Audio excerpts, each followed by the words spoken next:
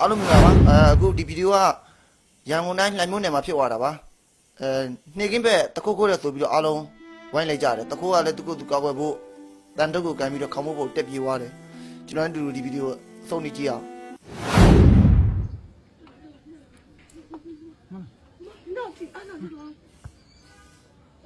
โอ้တိုက်ပေါ်တွေကိုဖက်တက်နေ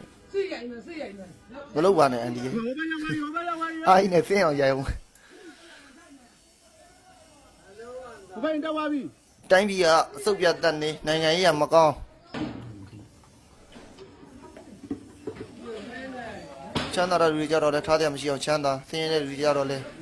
ကိုယ်ကောင်းစရာမရှိအောင်ဆင်းရဲကျွန်တော်တို့နိုင်ငံ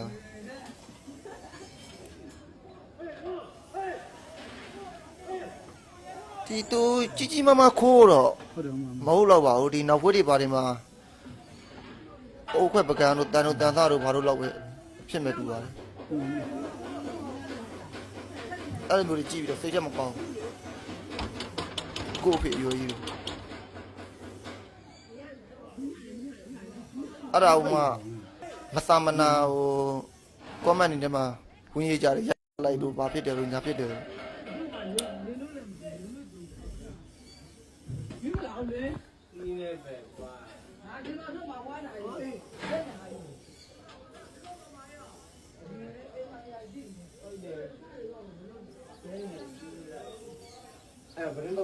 ဒီတမိုင်းတို့ဘွားကြီးကဘာလို့မှလဲ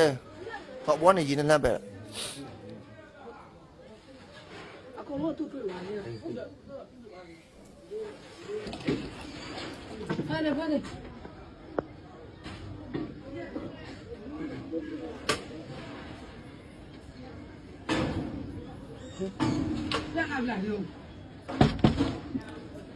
အောက်ကတခုခုနဲ့လိုက်ရိုက်နေလို့ပါဟုတ်တယ်အောက်မှာလည်းလူတွေရှိတယ်အိုးဒီကချောင်းရှောင်းနေတယ်ပြန်ပါမယ်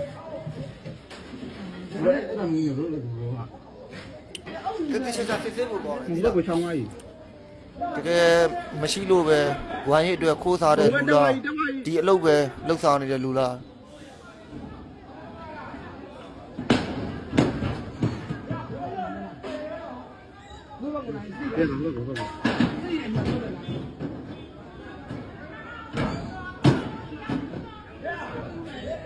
ရှေ့မှာလည်းလူတွေအများကြီးပဲ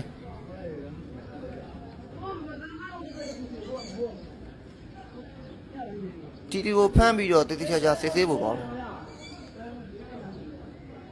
နောက်ကြောင်းတခြားတီးရလို့ရှိရင်တော့ပိုကောင်းတာပေါ့